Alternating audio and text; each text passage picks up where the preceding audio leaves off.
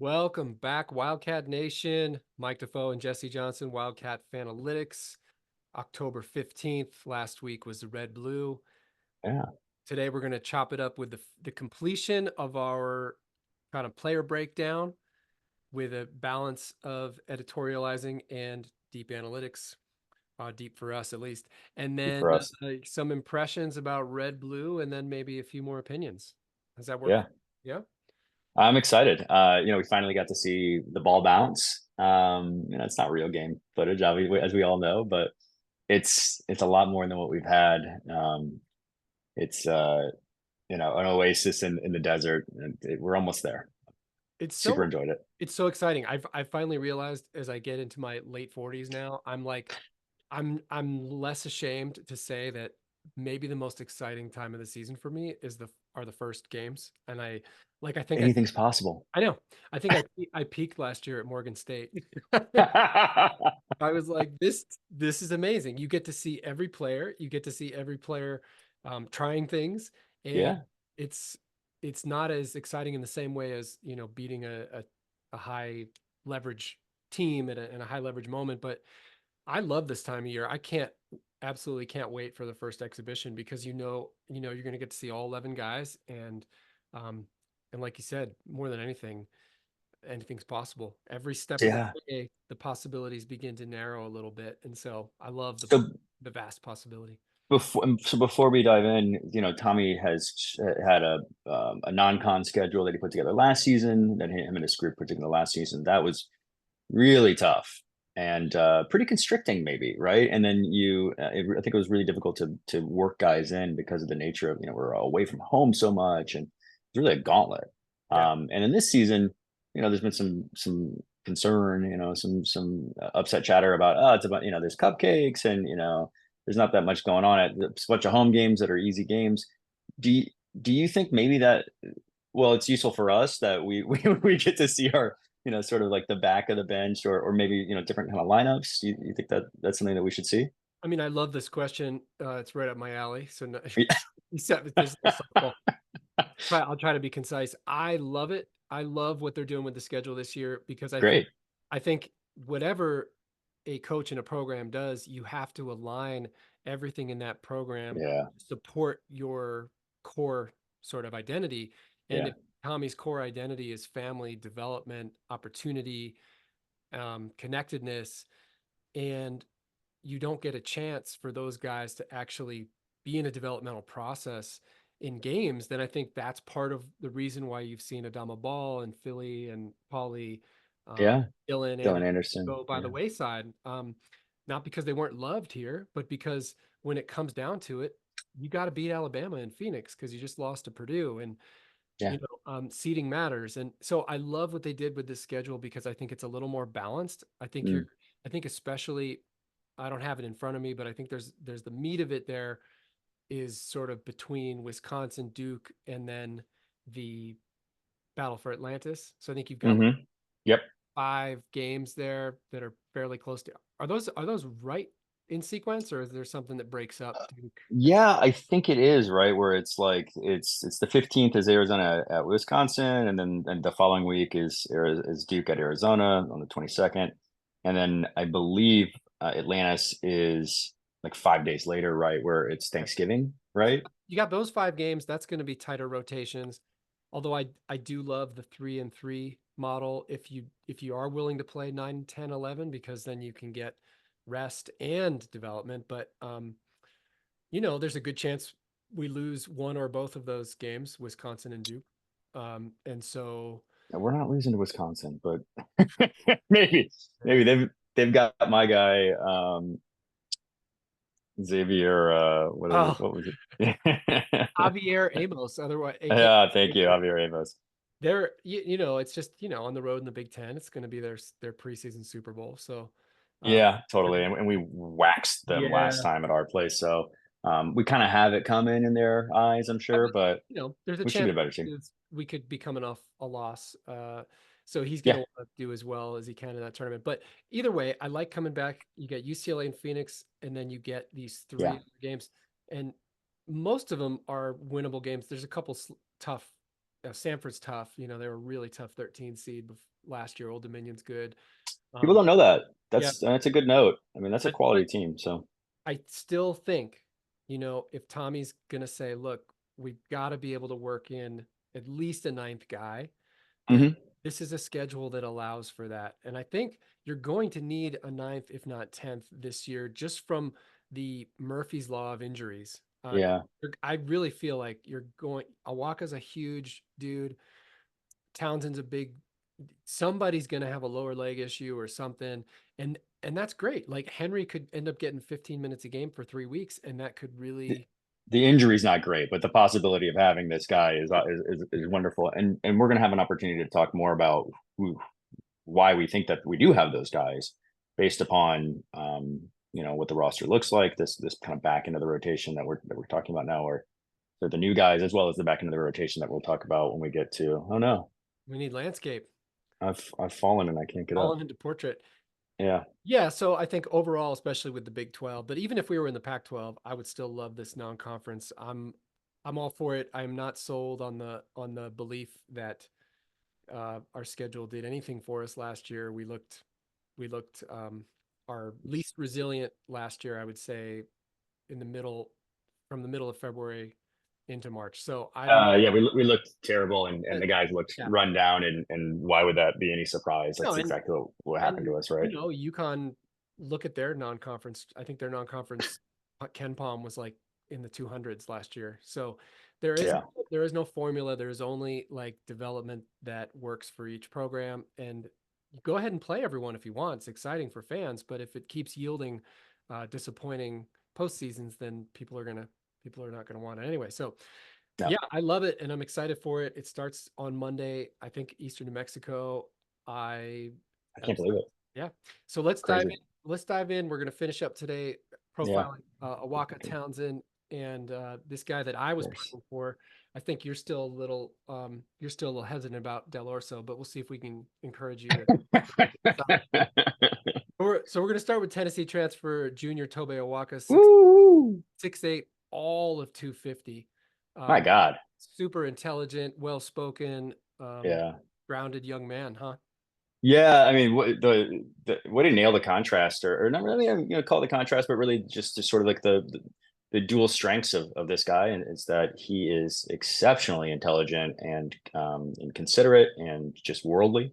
I mean, you got the one interview with him. If you hadn't seen prior interviews with him, we've got one, in front of it with the Arizona media, and he's a fantastic listen. And then you see him on the basketball court and he looks like he's 10 feet wide and the strongest, scariest guy that you've ever had to try to, back down. So super exciting combo. His numbers at Tennessee on limited FGAs. I think he took 110 shots last year, which is, Yeah. roughly 3 a game, and then he's got a couple free throws a game. Really good. He's excellent at the rim. His shooting percentage is great. His free throw rate is elite. Again, on limited FGAs, that'll go down, but still 60% free throw rate, and he shoots 74%. It's Um, awesome. I, tell me how you think that fits into Tommy's schemes. Well, that's the easy stuff, right? Like that's sort of gives him that really high floor, right? Where you believe in his rebounding and believe in his positional defense and you believe in his ability to get to the line. And we'll talk about when we talk about red blue, but we saw a lot of that where he's got good hands, he accepts dump offs really well, he positions himself for those really well, and he's got a nice soft touch around the rim.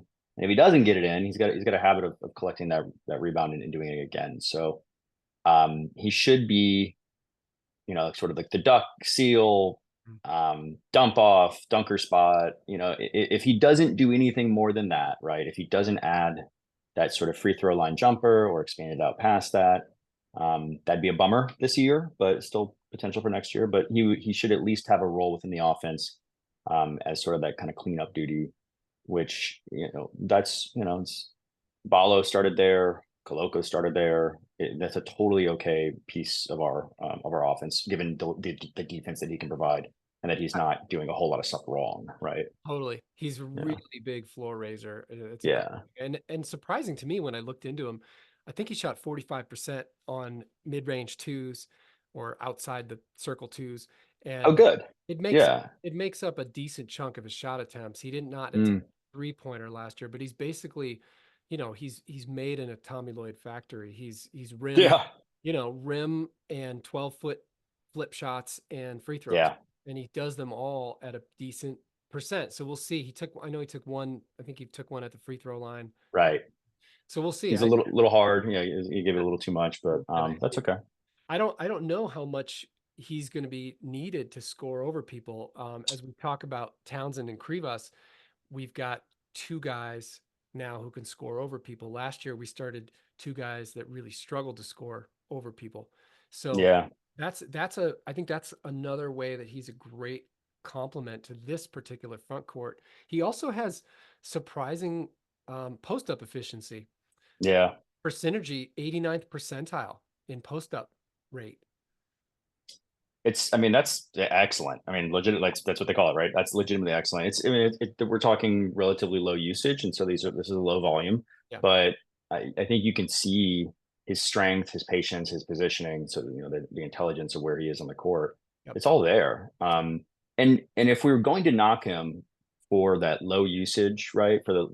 He was behind defensive player of the year last year at Tennessee, and so this isn't a guy who couldn't get off the bench. It's just, if you're behind Caleb Love, or, if you're behind Azuolas Tubelis, or, one of these, sort of like a guy that we need on the court kind of player at Arizona, you're probably not going to get a ton of minutes. That's just sort of how it is in your first couple of seasons. And we've said that we want guys like that in our program. Well, we were able to take one out of a hyper successful Tennessee program.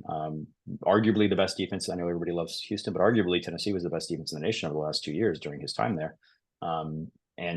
Yeah, so I think now he might have, that opportunity this year to get the usage, get those more minutes, and see if is he an excellent over kind of three times the shot attempts versus just the handful he had, right?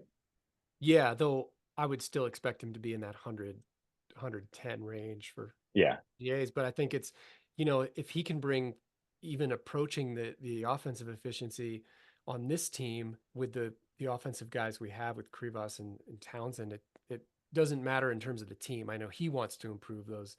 I'd like to see him. I'm not sure about him as a role man, and I'm not sure about him in transition, and I'm not sure Yeah. as a decision maker and handoffs and that stuff we don't have a lot of data on. And I'm not No. even just as we looked at red blue, it looked like some of the half court decision making was it just takes time. It's a hard system. Yeah. Yeah. Yeah. I think that's really notable. And again, we'll talk about it. I mean, I'll say it now. The having three guards that are coming back that have been in this system, 1, 2, and 3 have already been here, and I've already done this once. I didn't think Jaden Bradley looked like he was comfortable in this system at all last year. Remember Not that? like Yeah, not like 3 games in a row, right? totally. I think they probably figured it out over the summer. You're hoping so, right? You got to settle in. The front court is a lot of new faces, and they don't have as much responsibility in Tommy's offense, but I agree. It's probably going to take a little time for them to figure it out. And then does Awaka have the physical tools to sort of catch that long outlet pass and then have the touch to get up? Maybe not. Maybe that's not his game. And it's not like Townsend, we will talk about in a second here. It's not like he's got insane height and length to be Tubelis, kind of catching that, or Keyshawn getting up to get it. But so it's maybe a little bit of a different system where the guards are running a little harder and pushing the ball up, past the half court line before even those those entry passes. But I do like his hands. I do like his frame. I do like his intelligence. I think he'll figure it out, and yeah, he should be a good part of the offense. Yeah, staying out of foul trouble is another challenge for him. But even if he can give us 12 to 15 minutes of elite defense and rebounding, and then Mm-hmm. opportunistic rim efficiency. 20% of his rim attempts last year were putbacks, and he scores those. It's Yeah, almost 70%. So that's great. That's better than, that's more like Ballo. He's kind of like like a defensive version of Ballo. I Uh, agree. yeah, Yeah, especially especially the early, but yeah, I agree. early Ballo, Um, yeah. So, much better defensively, and yeah, and trustworthy at the line. trustworthy at the line. Like if you can get to the line and hit 75%, you're helping us. I don't need you to take a jumper. Just, Yeah, 100%. especially given the backcourt. Anything else you want to say about Awaka? Toby Walker, I love you. I'm so glad you're here. I know you're a listener. No, yeah, it's super cool. And fun note, he was, Justin Gainey, who was Hmm. assistant coach for University of Arizona, has been an assistant coach at Tennessee for a while now. Has been in charge of ramping up that defense since he got there.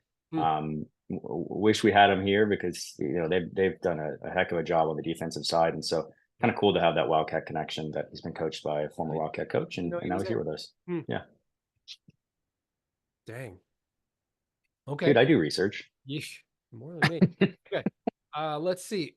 So Trey Townsend's been a polarizing guy. You and I have hey, let me just say, I don't do a lot of tooting our horn, but we had all three of the guys who eventually signed with us on our preview list for transfers. And we did have Townsend on there. He was not in our top 5, but that doesn't mean anything. We're, No. we're making fantasy league wish lists. And so since then, I've tried to really look at Townsend with just an open mind. And what I found that I think is promising in the deeper analytics, Oakland did not really have many transition opportunities, but he, Hmm. he was actually highly efficient in transition last year. He's in the Okay. 89th percentile in terms of finishing, Nice. points per possession and transition. So, if I'm Tommy Lloyd, I'm looking at that. I'm like, huh, the two things that he Yeah, does you're well right. are transition efficiency and post up. His post Hmm. up's not out of this world, but considering the volume he had to play at, his post up's pretty darn good. He was Yeah, 60. Yeah. and the gravity that he drew Yeah. as like kind of the guy. I mean, there was sort of one other primary scorer on that team, I think, but yeah, um, With under four that seconds on the shot clock, he was, average. He was 15 for 42. We're going to come back to that, but tell me what else, how you're seeing Trey Townsend 6 months later. Yeah, so there was a lot of talk about Trey Townsend doing two things. One being a three-point shooter, and then two, being an assist guy, being sort of like a playmaking four. I don't know, looking back at the data, he didn't take a lot of threes in his primary role, right? He was much more interior focused. And his catch and Um, shoot numbers are not good. We're not they're good. not, Yeah. yeah, and so I don't know. Look, if Keyshawn Johnson can get there, and Trey has shown to be a better shooter than Keyshawn had through this point in their careers. Maybe cool. Like I bet he can get there. I bet he can be a better catch and shoot guy in our system, right? I don't know if he's going to be prolific or anything like that. The assist portion really, and this is partly because of seeing him on the court in red blue. I'm actually buying it a lot more than I did when it originally came up. I thought, you look at his assist numbers previously. Oh my gosh, he's got nearly 3 assists a game. Yeah, he had about 3 turnovers a game too. So it's like I don't know that this guy is a guy, and he had some turnovers in the red blue game, but he puts himself into position by sort of backing guys down into the paint or dribbling and getting a guy in his back in the paint. Again, mostly into a post up position where he assesses the landscape. He either draws attention and has the ability to kick out, or he's still a really creative scorer, surprisingly effective scorer, given that he's not a big giant guy. He doesn't have a super long wingspan. He doesn't have this insane pop. A surprisingly effective scorer out of like the high post and the elbow. And I saw that repeatedly in that red blue game where I go, gosh, it is kind of cool that you can get it to him. I think he is probably still learning the system, but he can make some good decisions. And if you don't double him, then he can score on you. Yeah. And if you do double him, I think he is smart enough to, whip a a cross court pass, or just, send it back out to the perimeter, and for the hockey assist. So I am buying that he will provide us, more of an offensive hub within, within the paint than we had from 2 point range than we had prior. You know, Hopefully his point efficiency holds up. He takes a lot of, kind of mid range-ish twos, or historically he has. That's not everyone's favorite shot as far as analytics go, but it can be super effective um, if you need it. And I think there's a need for it in any team, and I think he fills that need. It's a probably an unseen need and something that analytics has yet to reach, just in terms of being able to, like, best shot available kind of. Right. Yeah. Sometimes, especially in the Big 12, you've got to take a 12-footer over somebody, and you Yeah. need someone to make that shot, because then maybe the next time down that opens up your regular action. And I think Totally. what we're banking on with Townsend is that you get the best version of him in his fifth year. Hmm. More than anything, this is a kid who walked on at Oakland and then became this incredible success story. Not only in the tournament last year, but he was a great player for them. If you look back at the games, Yeah. he really showed out in some of their biggest games in the toughest road environments. So it's funny because in a vacuum, which you and I both like to put disclaimers on vacuum Right. Yeah. but if you look at Townsend in a vacuum, if he translates what he did at Oakland and exactly as he does here, fans will hate him. Like, if Right. you're mad at Krivas and his efficiency, Townsend is worse. Yeah. So I think what we're 55% at the rim or something like that last year. less than that. Yeah. Yeah. Yeah. This I is mean, not good. not good. So I think what we're counting on, and I think it is a very realistic expectation, is that he's mature. He's 23. He's hungry to be part of a winning program much more than he is to come in and boost his own individual skills. I really expect him to come in and enhance the team. Um, and probably that looks like being more of a facilitator, being more the hub of the wheel, and that Yeah. in action. I'm interested to see how he handles handoffs. And they just ran a different kind of offense last year. Totally. He doesn't really get to be the role man. He doesn't play in transition. I was very, we'll just cover a little red blue. I was really impressed with that one out of bounds play where he got back door, and he not only did he elevate well, Really for well. the dunk, he had more pop than I thought off Yeah, the me too. board. Hey, From farther away than I expected. yeah, Yeah. but he took a hit and Took he a hit from he made the dunk. E-Man. Yeah, from Yeah. Steven, and You he didn't take a hit from Jaden Bradley. He took, he like took a hit from wasn't Steven. Connie, Yeah, yeah, totally. all respect. Shout out Connie for making that pass, Yeah. So, Yeah. I'm hopeful. I think with Arizona fans being as, let's say, passionate as we are, uh, Oh, that's nice of you. I think just understand he's also coming from a place where, if you watch highlights, you love him, but there's a lot of 5 for 15s in there, and you're gonna Yeah. you're gonna inevitably you might get a game where we lose and he goes 2 for 10 or 3 for 10, and you're like, oh, we want Keyshot, or we want, it's like, this is what you're gonna get with this guy. I think the trade-off with someone who's more comfortable creating his own shot than obviously Keyshot was, is you Hmm. get some 3 for 10s. You're going to get some misses where you're like, was that the best shot? Yeah, totally. So it'll be Or, interesting or to see and how he, some passes yeah, and some passes that sail out of bounds. yep, It's just like yep. you missed it. Um, But I do I expect him to be the most complete version of himself this year. I agree. In a way, I think he fits, and I had this nagging feeling, and it's not exact, but so I've had this nagging feeling. In a way, he fits a lot of what we liked out of Pella, Yeah. and that he's probably not like your primary scorer, right? And he's probably not your second. So I think guys that are expecting him to, folks are expecting Trey Townsend to put up 17 points a game in this offense. I actually don't think it's gonna. I think it's more likely to be closer to 10. Yeah. Yeah. I do, like I know that he's a big time scorer. I've lauded him for being a habitual 20-point scorer, but if he ends up averaging 12 points a game, rather than 17 or 18, I'm not in any way surprised. And I don't think I don't think that's a bad thing. It's not a knock I on him. No, I'd love to see him go for, 12 and 6, but just bump up his efficiency a little bit. And totally. and then produce. He's going to be responsible for point production in his facilitation. Exactly. And a lot of times that may not be a single assist, it may be a hockey assist. And so, but yeah, I think point production is a great way that's an actual stat, right? That you can look up. Yeah.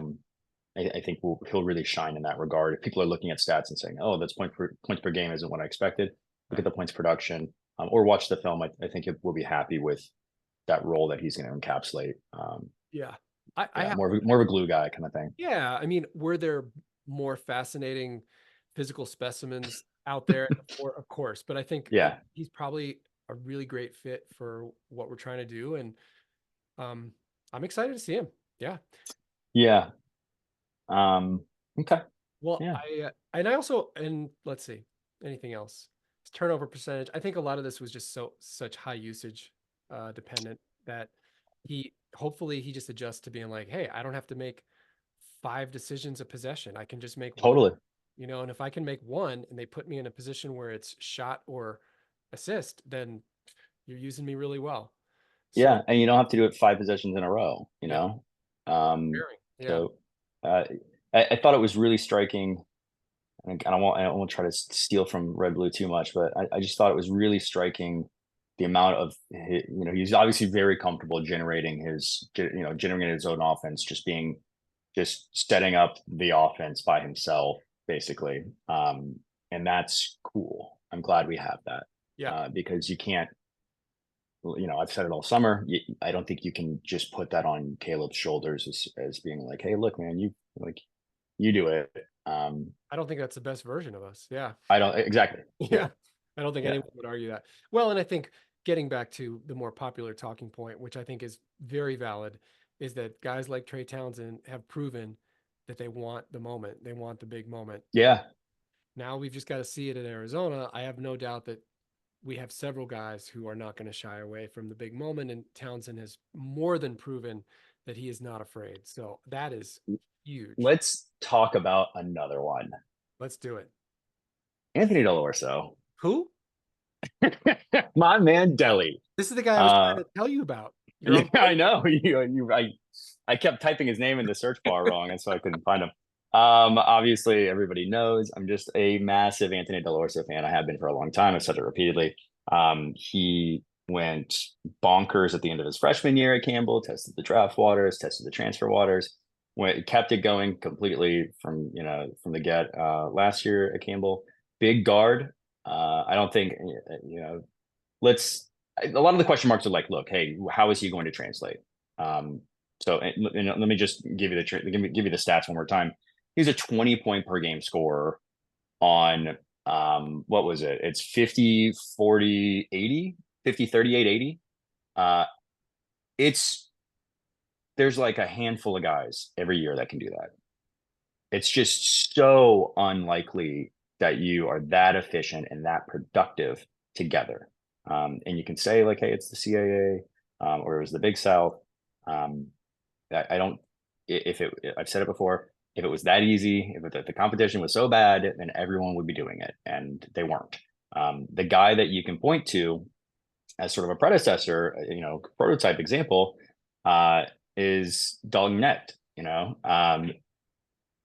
Goes to Tennessee and becomes an All American. He had basically the exact same stat line as Del Orso in his prior season to joining Tennessee Volunteers. So Careful. it's what's that? Careful, you're setting yourself up for some reductionist hype here. I have already Are put you all of telling my are you chip. telling us that Delhi's an All-American this year? I am telling you that I have a prop bet out. That's all. Oh, okay. No. I have yet to mortgage the house to put it all in on Delhi, but I'm very close, clearly. Um, yeah, and so the question is like, how does he translate? He wasn't a very good passer in terms of the numbers at Campbell. Um, what is his role going to be here? Is he just going to sit in the corner? Um, in his first year at Campbell, he had a pretty high 3 point attempt rate, and then a pretty high rim rate, and he swapped those a little bit last year, where he took fewer threes and more rim attempts. That's him just operating with the ball in his hands, breaking guys That, down. that's really exciting to me. Yeah, Yeah. I mean, and why is that? What? Because oftentimes I think 19-year-olds who are head and shoulders the best on a terrible team Yeah. will pout in the corner and take catch and shoots. It's a lot more work to get to the rim. You're taking hits. Yeah. Like that tells me something about him that he said, no, actually, I care about my game. I care about improving. And this is something, this is something that's going to help me be better. He's not pouting out there. He's attacking. And so to be on that terrible of a team, and they were bad. They were not even Yeah. They're bad. they're not like mid D1 where, I No. have a pet peeve when people just sort of like dismiss anybody who's not in the top Right. You're 25. 150th in the There's country, a and you're like, lot of that team can beat you. Do Yes. not It's front. very incremental. Like the 100th Yeah. team is not really much different than 25. Campbell was 300. Yeah. Campbell That is is not pure good. cupcake territory. That's cupcake territory. And, so he could have just said, screw this. I'm going to just sit there and, shoot 45% from three and make it easy on myself. Yeah. Um, and he probably could have, but it shows me a little bit of character. And then obviously saying I'd rather come off the bench at Arizona than start at, There I it is. mean, that's character. So That's he could have started at, I think it was either Virginia or yeah, Virginia Tech. yeah, That really wanted him, yeah. and chose to come here and come off the bench. Yeah, that is character. I So think yeah, I think people are going to love watching this kid play, and we saw a glimmer of it in the Red Blue game. yeah.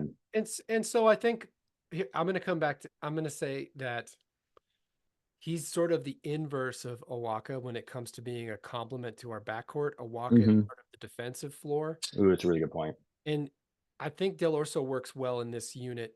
I'm definitely concerned about his on ball defense. I think he's going to be Yes, fine off the ball, and he is. he's a sneaky defensive rebounder. On Yeah, ball defense is going to be his limiting factor, let's say.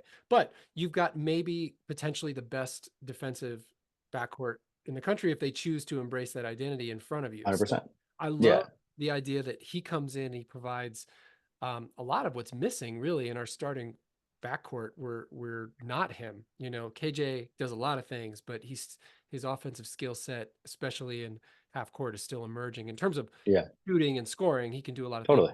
and Bradley the same.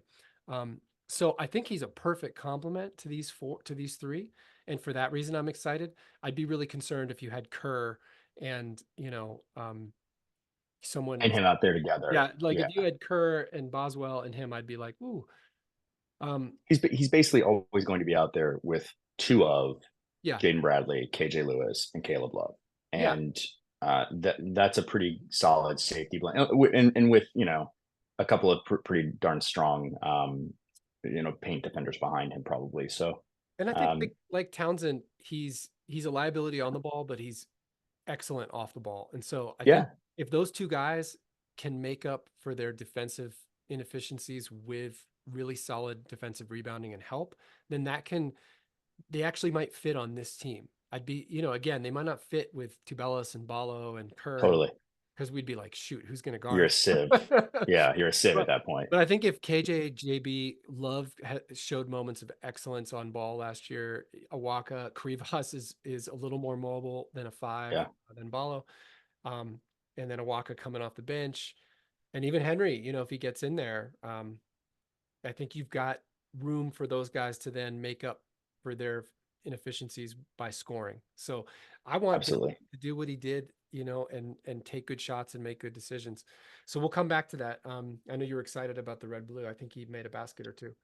He made a Um, basket or two. you And want to say anything more about him? Yeah. um, yeah, I think the passing numbers Yeah. are going to come along. I think that was one of the other things if you're not familiar with this game and you're just circling, you go, gosh, he just wasn't that productive as a passer. The obvious retort is, who is he passing to? At Campbell, really, it just wasn't a quality team. You could watch the tape and you could see that he had good vision. If you watch the tape from Red Blue, you could see that he did operate almost as the primary point guard. He had Connie on his team, but it was a lot of the Del Orso show. Yeah. Um, Very very comfortable, clearly just operating an offense. I don't know if he's comfortable operating our offense yet.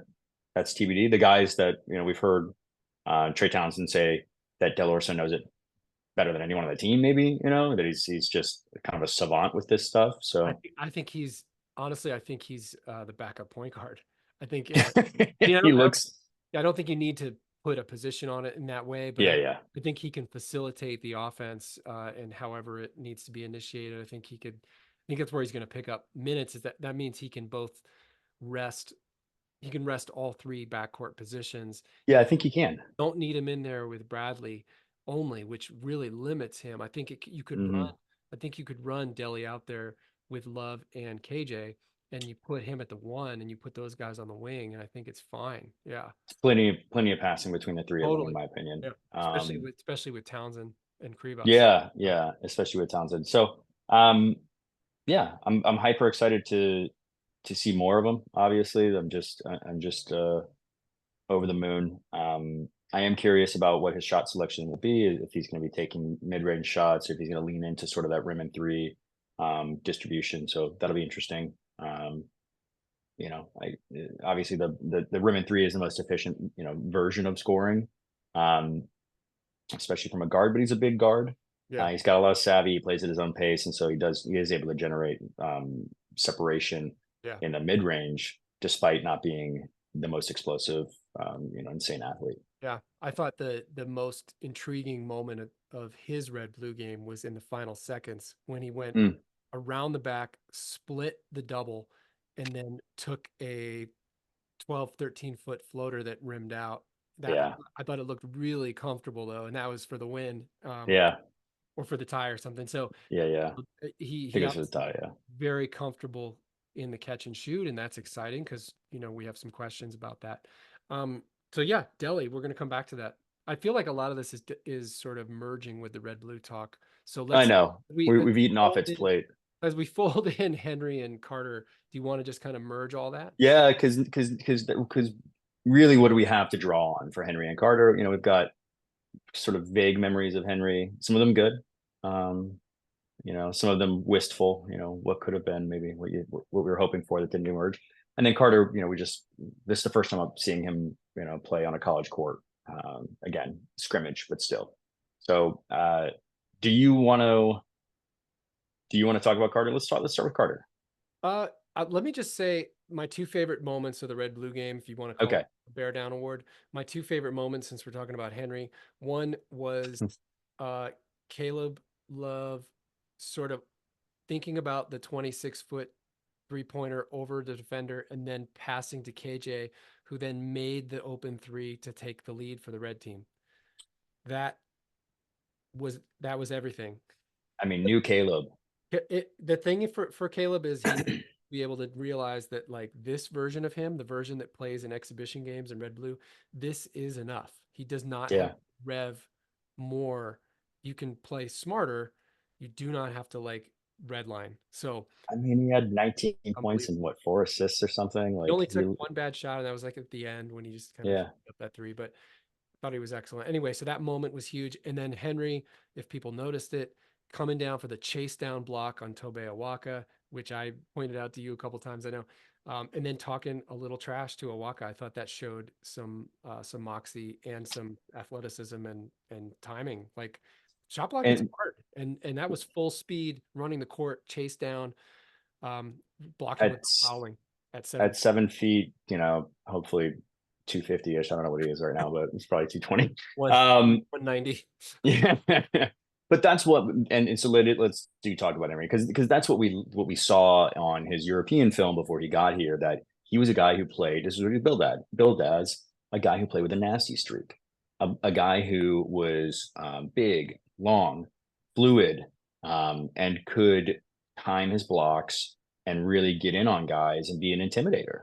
And that isn't what we end up finding over the last first couple of seasons, but with him here. But guys can emerge. I've re-talked myself into Henry after telling everybody for a year now that I sold my stock. Um, you commented on one of his plays.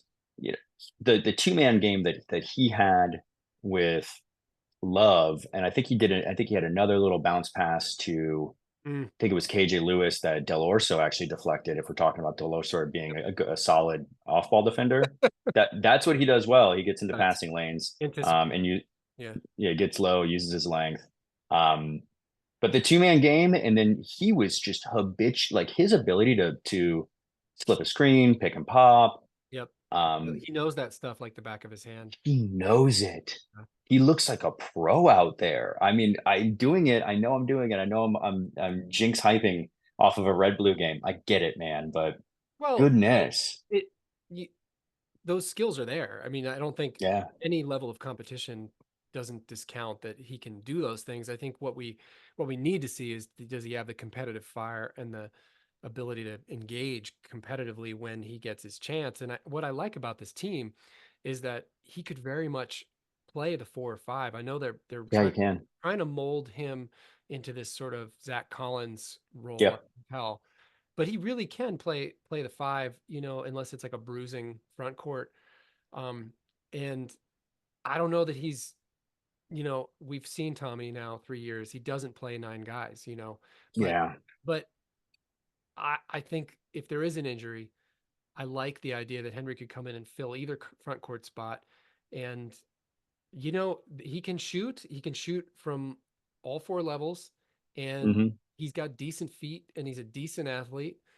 He's not Amari Stoudemire. I think for his size, he's a heck of an athlete. Yeah, I he's mean, good. I don't think that's ever been the issue. I think what we saw was a little bit of fire. So we probably won't spend more time talking about him until, maybe there's something that really catches. prove it a little harder.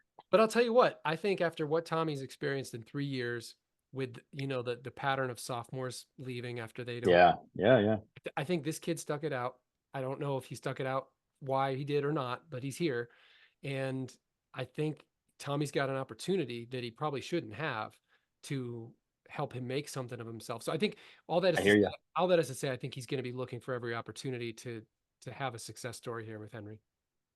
Yeah, I totally agree. And so that leads you to believe that he's going to play him, right? And so hopefully we Early on. see some, Yeah. hopefully we see some minutes, especially with Krivas coming back from injury, Yeah. right? He still hasn't, he didn't play in the red blue.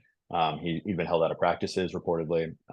So I assume that means that there's minutes to be had at the 5 spot as we work Krivas back in Clearly, clearly, or in the front all, court. all love to Emmanuel Steven, but clearly he I don't is know. a long way away. I think that's probably all that needs to be said about Steven's Yes. performance in the red blue. Rooting Seems like for a him. great guy. Yep. I'm glad he's here. Keep working. He's on the JV right now. Keep working. But he's Yeah. not 10 minutes. Yeah. And Henry could slide in there. Yeah. And God, the other thing I want to say is, and I think this dovetails into your next point, maybe.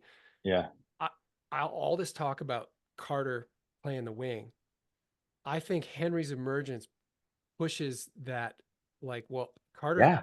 he's not going to take Carter's minutes. No. So I think what it does is it pushes you down the line to saying, like, Yes, well, we're going to get more jumbo lineups. yeah. And I love that because there was all this hand wringing and trepidation over the summer as the roster got set that we just don't have enough guards Never. or how many minutes are we? Yeah, totally. And it's I fair. still think we're kind of a A Justin Jamari Phillips short, unfortunately. Justin Um, Kier.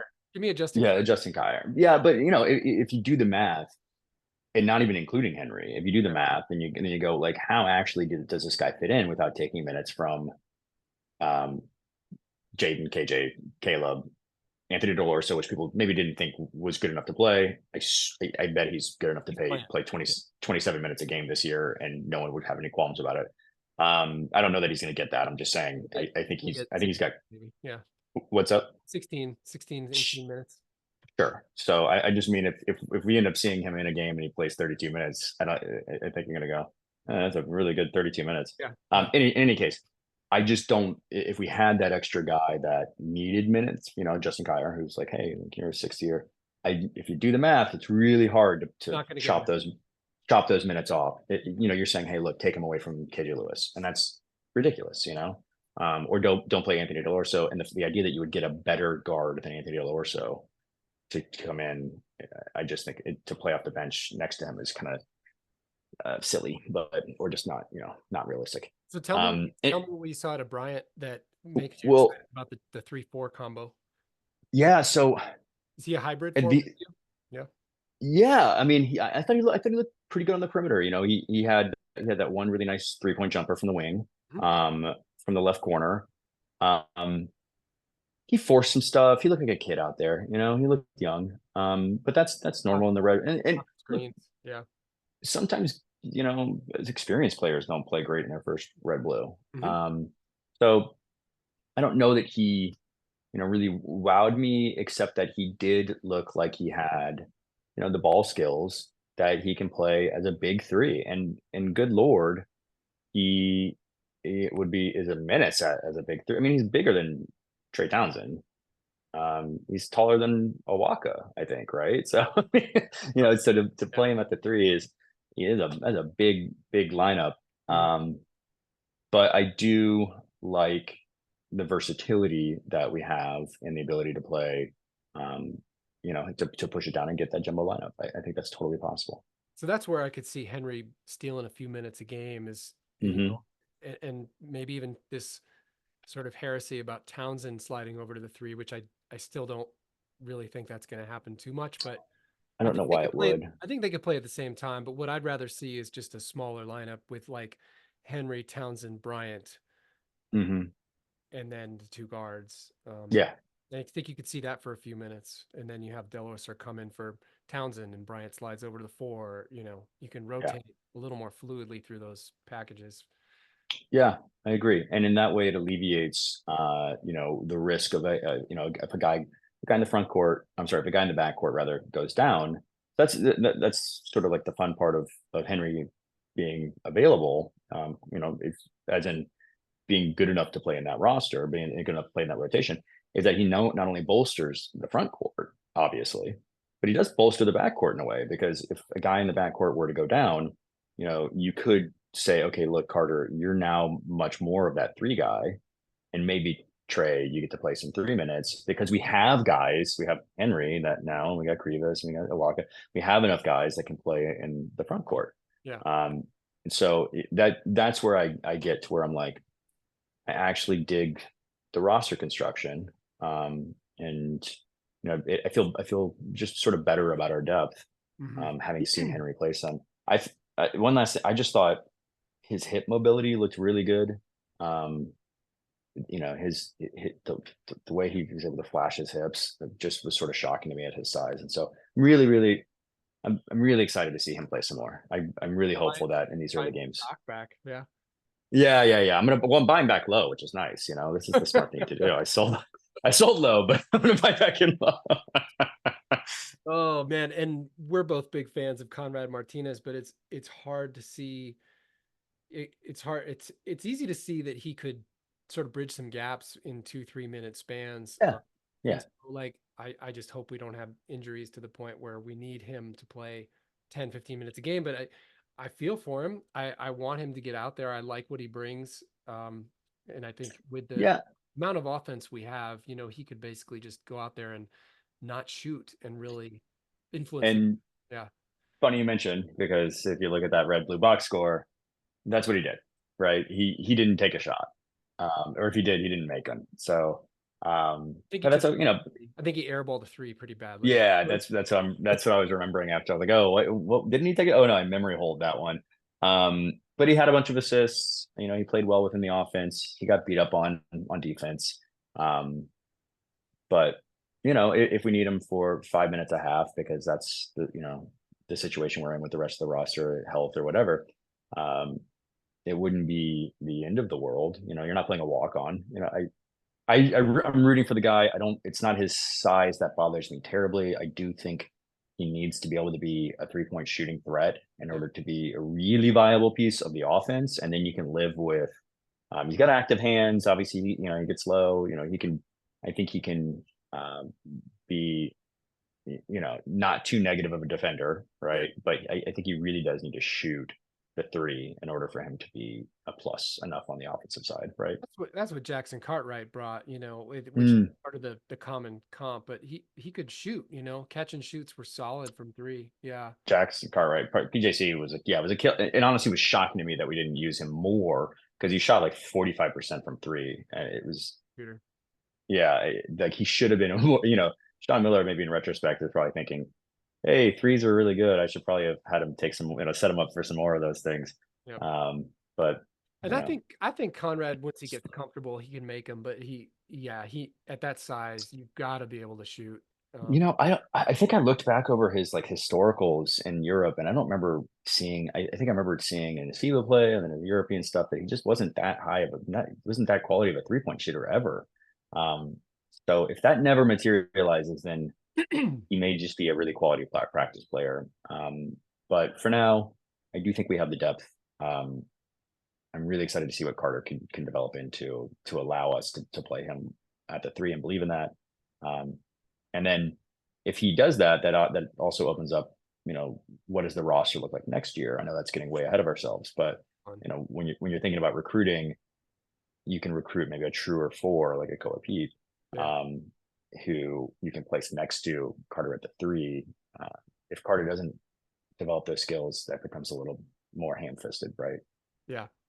Yeah, we're gonna go as far as our on-ball defense, defensive development can really take us this year. You would think if Yeah. they're in the backcourt, again, I always have questions when people go from like a proving themselves mindset to a like protecting themselves mindset. And I think, Mm.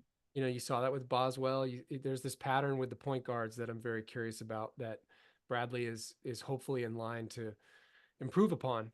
And hopefully he still protects the identity of being a defensive menace. And Hmm. like KJ really, really needs to embrace that. So we'll see. I mean, we'll see. Time will tell. So just a couple other things on maybe those two guys, 'cause I think we talked about everybody else from the game. Anything that jumped out at you from Red Blue and those two guys play? I got one thing. Yeah, I mean, I was gonna say that Jaden Bradley looked a lot more comfortable, Mm, and so I don't really have I anything agree. more quantitative than that, but I really liked his body language and his vibe just seemed really comfortable, and I was also really impressed that he didn't actually take a three, I don't think. So So that's what I was going to note. There's shooting concern heading into this season, right? You wonder. Caleb Love is, sort of like the most prolific 3-point shooter among that starting backcourt group, and the other guys had some shooting success, but it was really limited in minutes, right? Um, KJ Lewis, I thought his 3-point shot looked great. I don't remember how many he made. I think he only made maybe one. made two. I think he was 2 for 5, maybe. Okay, but I thought it looked sweet. I was like, man, that stroke looks pretty good. Um, Jaden, there's talk of like, are we going to lose him to the NBA after this season? If Jaden Bradley isn't shooting threes, he's not going to the NBA anytime soon. And if he's not shooting threes, I really, really, I'm going to just said it about Conrad. I need my point guard to shoot threes. So I was a little disappointed that he didn't take a single one. I know it's red blue. I know he was productive outside of that. He got to the rim a ton, which is what he does best. I was so excited to see that. But But I don't think he passed up any. I think he took what the defense gave him, and I think that's really sure. impressive because a lot of guys you could see KJ is like, I'm gonna prove that I can shoot the 3-pointer. Right. Little That's what they told me I had to do, right? That's a little And it's concerning. Like that's what concerned me about Boswell last year, and I would say that those right. concerns ended up being well founded. Just not in terms of his effectiveness, the guy can shoot. Yeah. In terms of like putting that above the best decision for the team in any given moment, and I love that Bradley just he's much more like um, a jazz musician, and that he's just like responding to the improv rather than like going into it with this idea that I got to get shots up or I got to show X. And so I think, he'll take them when they're presented. And if he can just take a few more and keep that percentage in the high 30s, um, Yeah. and KJ can just be solid and not take bad ones. Yeah. Yeah. Bad threes are a big deal because they usually lead to long rebounds, Long impact rebounds to run out. to easy twos. Um, Yeah. so they're a big deal. It's demoralizing. They really swing games for sure, and Yeah. that I think was part of the reason why we were so hot and cold last year. Is when we make them, yeah, then you get set your defense, you feel good about yourself, Yeah. kind You're of relax burying the other your team. nerves. Yeah, Yeah. but when you miss them, it's boom, and then you've given up a dunk and you feel bad about yourself. So I think Yeah. we need to really just continue to take what the offense allows. Okay. The other just general sort of thing I wanted to highlight about the red blue. that I know I texted you with a bunch of exclamation points about was we, at least from Emmanuel Steven and Tobe Awaka, and again, Krivas didn't play, so we don't know. Several ball screen hedges at the 5. Mm, So yeah, is that is that a foreshadowing for maybe I hope so. some more aggressive ball screen defense? I would assume so. Yeah, and I'm super excited about that. Awaka, you can totally see him hard hedging and getting back.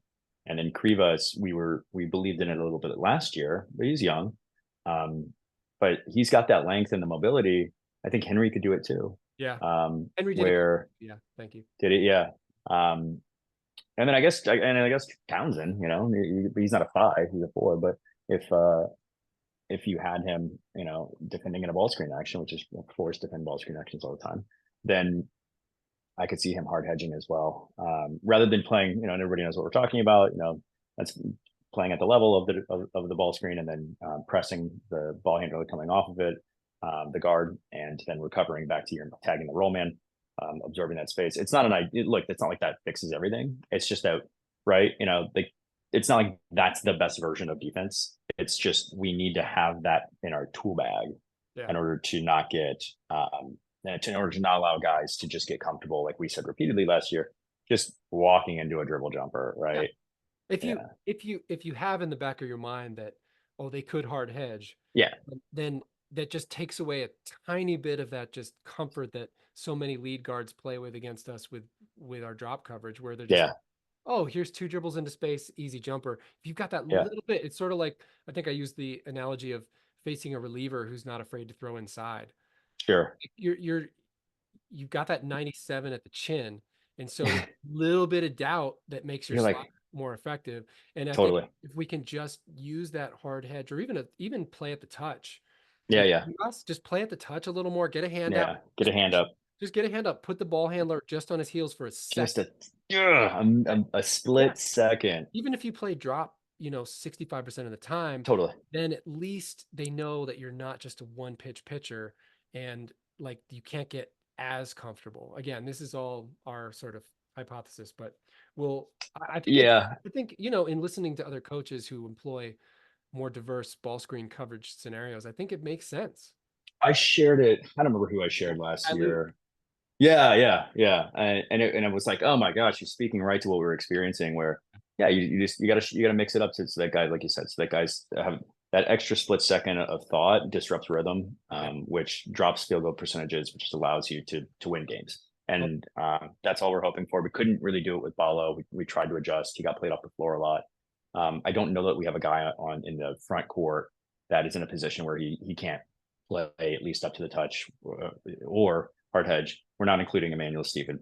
Please, Emmanuel Steven, sit back down. no, though, he had a couple nice hedges in Yeah, yeah. recoveries in the red blue. So I'm very hopeful for his physicality. Is Eventually, yes. Yeah. Yeah, he just And needs his athleticism and length, he's going to be great. he just needs to get like reps. He just needs to play like a year of pickup with, different kind of structure in it. But no, amazing physicality. And he had a couple nice hedges early in the game where I was like, that's awesome. And then he like That's came awesome. back and got back. But Awaka looked great. I think Bryant can hedge. I think Yeah. Oh, yeah. Townsend Right can about. hedge. I think Krivas can at least play at the touch. And Hmm.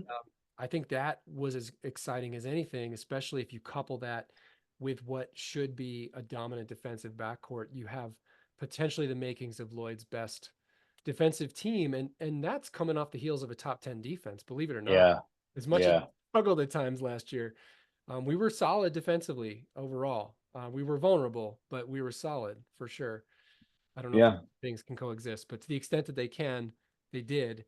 And I think we should be hopefully a little bit more. I don't know. We're gonna have weaknesses, but I think we've got, a little bit more floor this year, maybe. I agree. Yeah. I agree. Um, all right. Well, let's save the my little soapbox for next time, because Yeah. like we went there. But are there any other, yeah, any other thoughts you have heading into the first exit? Um, yeah, I'm excited to see Red Blue's tough because it's these aren't like the typical rotations, and Yeah, you're not able to swap guys in, and so um and it's coming. yeah, and you're still shadow boxing, right? Yeah. So I'm super excited to see us play an actual team. And I know it's not like a big deal, but that's not like we're playing some incredible early season game right, this next week. But it'll be our rotation. Hopefully, Krivas is in that. If he's not, I've got some comfort in knowing that we'll see some additional Henry minutes probably. But yeah, it's going to be fun to see that rotation, see how the offense actually is going to run, Mhm. because Tommy has surprised us kind of year over year with some changes. And then now you pointed it out again. How's that defense going to change things up? Will it? Are they going to execute that? Different ball screen defense coverage. I'm excited. It's gonna be cool. Yeah, and even if Krivas gets 15 minutes, Totally. 7, 8 minutes a half just to get himself going, I think that's awesome. And he's only going to play probably 24 minutes a game. So Exactly. not like, you've got a lot to work with there in terms of the front court combos that will be exciting to see. And um, yeah, here we are, Mike, another year of hopes and dreams to for Oh, Arizona. now I feel sad and scared. Now I have. Yeah, well, that such is the life of an Arizona fan. See, I didn't get to do my PowerPoint. I don't know if you looked at it, but I it haven't looked at it yet, I'll admittedly. at And you, and yeah, maybe I can just summarize it next time. But Arizona fans have a we'll statistic. drop one. We'll drop an actual presentation. You put in the time. I'll put in the time. We'll drop an actual. I think it'll Uh, take you 10 minutes to look at it, but okay. I think what it more or less underscores for Arizona fans is that we do have a little bit of a strange, uh, long, strange trip over the course of 30, 40 years. It's been non-traditional in terms of some of the other schools that we could compare to, especially in terms of March performance. I don't feel any better than I did 2 minutes ago. Thank you. All I'm saying is if you were a Michigan State or a Gonzaga or a UConn fan, you'd just be like, you wouldn't even think about it. You'd just be like, oh yeah, these games don't matter. We'll win. Who are we playing? We'll Oh get there. yeah. Yeah, that's probably why that is definitely why every single regular season loss, and everybody loses in the regular season. They lose dumb games, they lose road games to conference opponents, Um, everybody else loses those games and they get upset, I'm sure, but we all look at it like, see, see, The this end is is near. but I'm just waiting for the time when we're not right. All right, here's my I pledge. Here's my pledge. yeah, Wildcat fans, and you especially, keep me honest. Last year, I hung in there, I hung in there, I hung in there. Where I cashed it in was the Oregon game on the road. yeah, And I didn't go to the game. I was like, we that's lost. right. I was like, it's over. Whatever. They're done. They can't do it. This year, my goal is I'm not going to waver. Doesn't mean I think I'm gonna be predictive, but I'm not gonna waver on my faith that the season is never done until it's done. Like, if that makes sense. Yeah, I'll remind everybody that I got a good buddy who's a UConn fan. You're from Connecticut, right? You got friends that are UConn fans. Uh, they wanted to fire Hurley like mid-season before they won that first chip. They went on a terrible slide. The season's not over till it's over. We've seen it in probable runs habitually. Effing UCLA gets their most recent Final Four to get bragging rights over us because they got on like a ridiculous hot heater as a 11 seed or something, like a play-in team. They're a playing team and they almost lost. I think they won in overtime in the playing game. Yeah, yeah. So it's just like, it's just luck, and ours has been bad, but luck turns. Hopefully this is the year. I really, really like the roster. I'm excited to see them gel. There's a lot to look forward to here. So we'll get back together on the far side of this first exhibition game and Hmm. give some impressions and get ready as we near the beginning. Is the beginning of the regular season the fourth or I don't know. That sounds right. doesn't matter. Anyway, people watching can figure it out. Thanks for Google shout out it. Wildcat Authority. Go there if you want to find out actual news. We had an exciting commitment this week. Go there to check out who we got if you don't know. And if you don't know and you're watching this, then man, your world's about to open up big time. Yeah, how did you find us? Yes. Bear Thanks, down. Wildcat fans.